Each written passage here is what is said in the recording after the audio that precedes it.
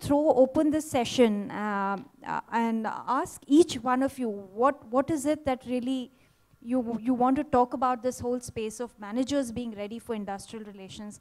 Samik, maybe you can start off, and I will go through each of you to learn, what is the subject that's really haunting you when it comes to industrial relations.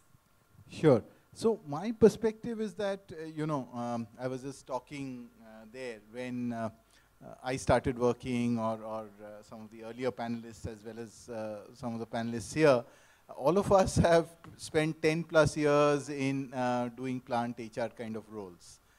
Today, with young professionals, that's not something which most people aspire for.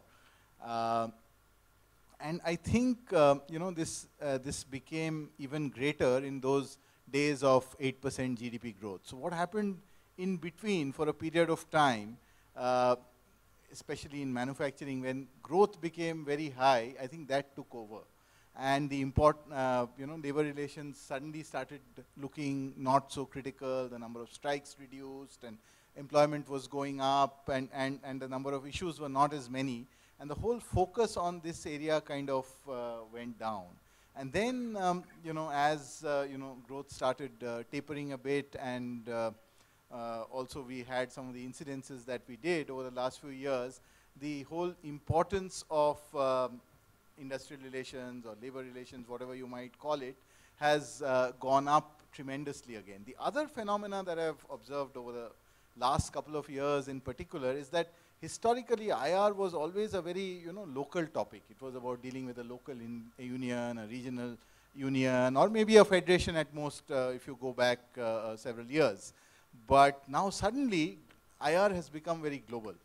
I have, fortunately, a good team. We have about 17 or 18 factories across the country, and I have, fortunately, a good team who manages all the settlements. I've been back in India for almost 4 years now. We haven't had a single strike and all of that. But what is taking up most of my time today is an issue which the IUF, which is the International Union of Food Workers, has raised about something which happened at a third-party warehouse in West Bengal. So my CEO, Indra Nui, has received more than 5,000 emails on that issue. There have been campaigns in Miami bus stations and railway stations about it, and it has been placed before the OECD. So the whole field of industrial relations, especially for multinationals, from being very, very local, has suddenly become very global.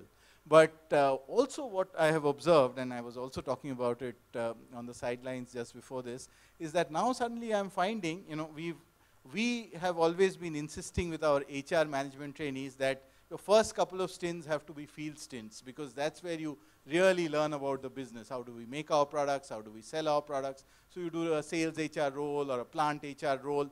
And 3-4 years back, we were struggling to get enough people really excited about those roles, and people were doing more of a tick the box exercise. But over the last couple of years, I'm suddenly finding that a lot of people, after doing one plant role, want to do a second plant IR role, and they want to.